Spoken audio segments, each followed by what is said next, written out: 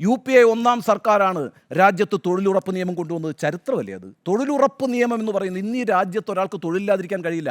നിങ്ങൾക്ക് കോടതിയെ പോകാം, കാരണം വെച്ചാൽ നിങ്ങളുടെ ഫണ്ടമെൻ്റൽ റൈറ്റാണ്, മൗലിക അവകാശമാണ്. അത് ഇന്ത്യൻ ഗ്രാമങ്ങളെ മാറ്റിമറിച്ചത്, ഇന്ത്യയുടെ സമ്പദ് വ്യവസ്ഥയെ മാറ്റിമറിച്ചത്. അത്തരത്തിൽ വിപ്ലവകരമായ നിയമങ്ങൾ നിങ്ങൾ ഉണ്ടാക്കിയിട്ടുണ്ടോ എന്നൊരു ചോദ്യമുണ്ട്. ഗ്യാസ് കൊടുത്തു, ദരിദ്രരെ താഴ്ത്തി കൊണ്ടുവന്നു. ദരിദ്രരെ എങ്ങനെ താഴ്ത്തി കൊണ്ടുവന്നു അറിയാവോ? രണ്ടാം UPA സർക്കാർ വേറൊരു നിയമം പാസ്സാക്കുന്നുണ്ട്, ഫുഡ് സെക്യൂരിറ്റി ആക്ട്, ഭക്ഷ്യ സുരക്ഷാ നിയമം. അതായത് നിങ്ങൾക്ക് ഈ രാജ്യത്ത് പട്ടിണി കിടക്കാൻ കഴിയില്ല, അപ്പോൾ നിങ്ങൾക്ക് കോടതി പോകാം. ഞാൻ പട്ടിണി കിടക്കുന്നു, ഇതിൻ്റെ ഉത്തരവാദി സർക്കാരാണെന്ന് പറഞ്ഞ് കോടതിയെ സമീപിക്കാം. കാരണം ഈ രാജ്യത്ത് മൗലികാവകാശമാണ് ഈ ഭക്ഷ്യസുരക്ഷ എന്ന് പറയുന്നത്.